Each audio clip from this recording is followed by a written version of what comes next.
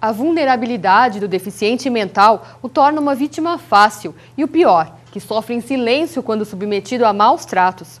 Profissionais da saúde e da educação que lidam com esse público estão atentos para reconhecer os sinais das crianças e adolescentes que passam por seus consultórios e salas de aula.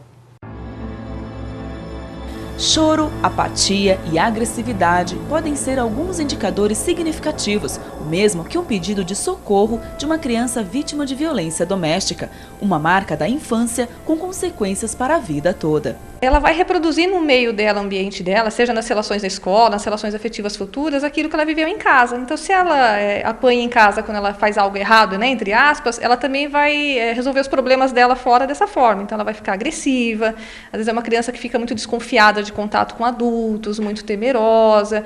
Então, isso vai repercutir no desenvolvimento dela até a vida adulta, até ela constituir família.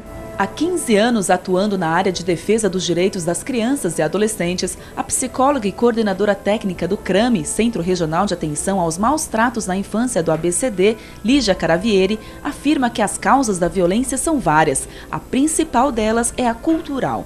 A gente tem que pensar que culturalmente a nossa sociedade aceita o uso da violência física, da força física para educar, né? Então nós vamos pegar assim, né, os nossos bisavós batiam os nossos avós, que bateram em nossos pais, que nos educaram assim, e a gente reproduz isso sem parar para pensar muito nessa questão. Os agressores mais comuns são justamente quem deveria proteger. 70% das agressões contra crianças são realizadas pelos pais biológicos. A mãe é quem mais agride o filho, até mesmo por passar mais tempo com eles. Mas as lesões mais graves são causadas pelo pai por conta da força física.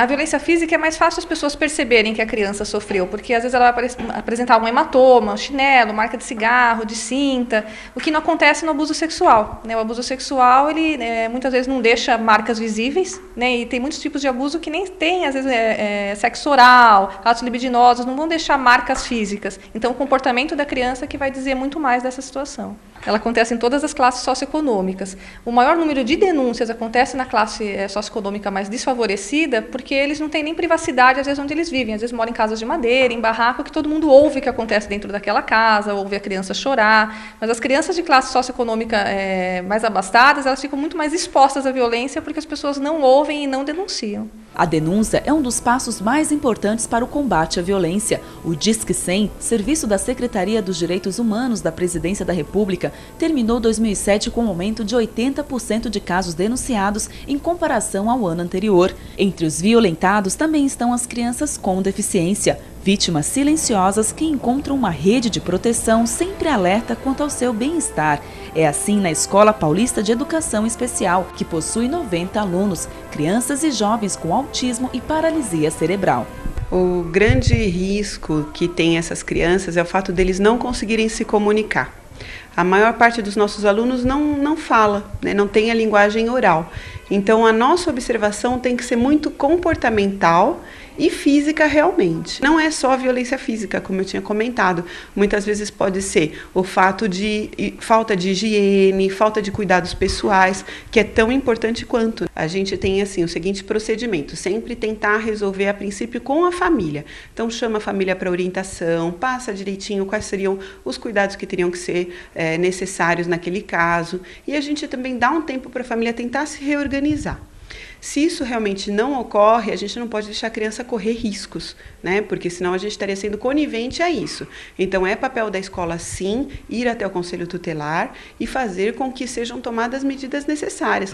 Papel também das instituições que trabalham em prol da saúde da pessoa com deficiência, como no caso da AVAP, Associação para a Valorização e Promoção de Excepcionais. Os profissionais que realizam os atendimentos direto com os pacientes observam em relação a uma diferença do comportamento ou mesmo qualquer marca que venha a apresentar. Em qualquer caso de suspeita, por questões éticas, o serviço social faz a orientação necessária, tenta observar com a família o que acontece naquela determinada situação, explicamos em relação ao ECA e a partir daí passamos a fazer uma observação sistemática e direta com a família. Os casos que podem acontecer são pacientes que necessitam de mudança frequente, constante, de posição, em relação a questão de higiene, o quanto a fralda deve ser trocada, ou o uso adequado de uma órtese, de uma prótese, para que não venha machucar, apertar e causar um hematoma. Por isso que ele necessita de orientação específica, de profissionais que possam estar auxiliando, ajudando, para que ele possa estar oferecendo uma qualidade de vida à pessoa com deficiência. O ECA, Estatuto da Criança e do Adolescente, determina que qualquer caso de suspeita ou confirmação de maus-tratos seja comunicado ao Conselho Tutelar. O Estatuto da Criança e do Adolescente é um avanço no sentido de medidas de proteção, porque pelo menos já garante o atendimento à criança e adolescente que sofreu a violência, atendimento social, médico, psicológico. Criminalmente, a lei prevê, mas é difícil o embasamento legal para isso. Não é todo tipo de violência que gera marcas físicas, provas legais que possam ser detectadas no IML, por exemplo. Então, a responsabilização criminal fica mais difícil. O anonimato é uma das garantias para quem decide não compactuar com a violência. A denúncia pode ser feita pessoalmente nos conselhos tutelares ou pelo telefone 100, que é do Disque Denúncia Nacional.